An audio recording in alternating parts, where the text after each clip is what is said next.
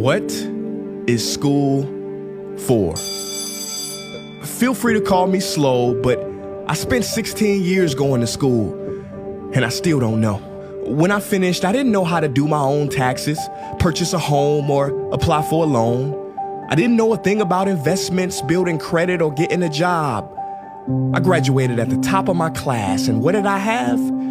This fancy diploma to sit at home with my mom.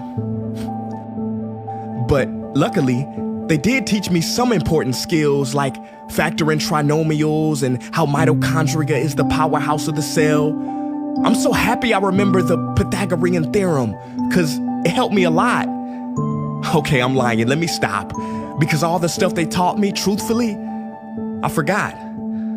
Mom, remember when you would ask me, what did you learn in school today? And I would say, nothing much. I wasn't being modest. The truth about it, Mom, is I had already forgotten. And it's not just me. Millions of students sing the same song. How many of you guys avoid eye contact with the teacher to try not to get caught upon? Afraid to raise your hand for fear of being wrong, which proves that school isn't an environment for learning or building up the intellect. It's just a game you play for grades and how many A's you can collect. But I guess what do you expect when the most commonly asked question in class is this gonna be on the test? Is this gonna be on the test? See, if school put learning instead of testing and memorizing as the top standard, then the letter F would not stand for failure. It would stand for find another answer. And if school was really interested in our personal and academic success, students would wake up later, have more freedom, and homework a lot less. And that's not my opinion. This conclusion has been scientifically tested and proven. And any teacher that doesn't believe me, feel free to check my works cited page to inspect. Oh, and I did it in MLA format because I know that's all you will accept. See, students would get more benefit from an extra hour of sleep than putting them through the torture of an extra essay, reading 150 pages, doing problems 1 through 60 on the worksheet, and having 3 projects due by the end of the week. Not only is it pointless pain, but it's also dim-witted, because we get so much work, but they don't teach the time management skills to deal with it.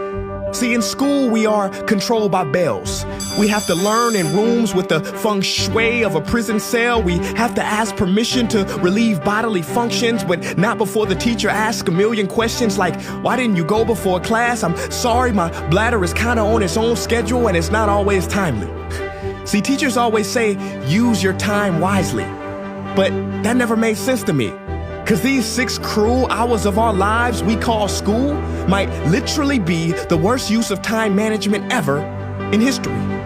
Think about it, the traditional teaching method is foolish. No, it's useless, multiplied by the square root of stupid. What they do is they cram information in your head, force feeding you, and then you throw it up on the test. That's not education, that's bulimia. And the more bulimic you are, the better you will do on their assessments. So it's no wonder why so many students graduate mentally and emotionally anorexic. See, school teaches you how to memorize dots. True education should teach you how to connect them. True education teaches you how to catch a fish. School teaches you, yeah, you caught the fish, but you didn't show your work, so it doesn't count. Throw it back. I'm just asking, what is school for? It's not education, that's just not true.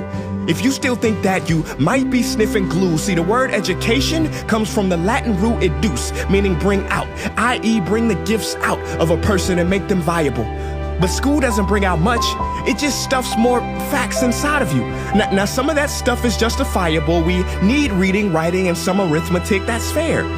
But are you telling me metamorphic and igneous rocks are more important than self-care? If suicide is the 3rd leading cause of death of ages 10 to 24, and Harvard studies suggest the biggest predictor for success is self-control and emotional health, then why the heck aren't we taught how to handle stress, bullies, or rejection? How about anxiety or depression? You know, skills we need for our entire lives. Bro, I don't even know how to cook. I'm honestly surprised I'm still alive. But hey, at least I can name all the battles that happened in the Civil War. Seriously, what is school for? Some say you need it to be successful, and that's something we do not doubt. But do you own a MacBook or iPhone? Did you know they both were created by a dropout? Are you watching this video on Facebook or YouTube? Doesn't matter which you choose. They both were created by dropouts. Ever use Snapchat, WhatsApp, shopped at Whole Foods? Well, thank a dropout. Does your home furniture come from IKEA? Okay, don't get the wrong idea. He was not a dropout. Don't be a fool.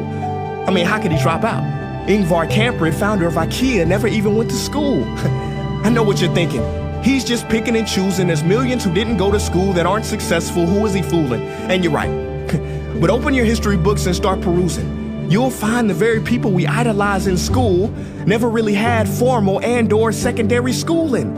I'm talking George Washington, Abe Lincoln. America's best presidents had zero school between them. Ben Franklin, Thomas Edison, shall I proceed? Ernest Hemingway, Mark Twain, Teddy Roosevelt, Margaret Mead. Now please, I'm not saying drop out, because some schools are great and many teachers are rare treasures.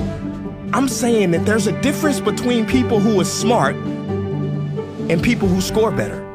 I'm saying that your future is something that no test will ever measure, even if that test begins in 3 letters like SAT, ACT. It's BS if they say those determine your LIFE.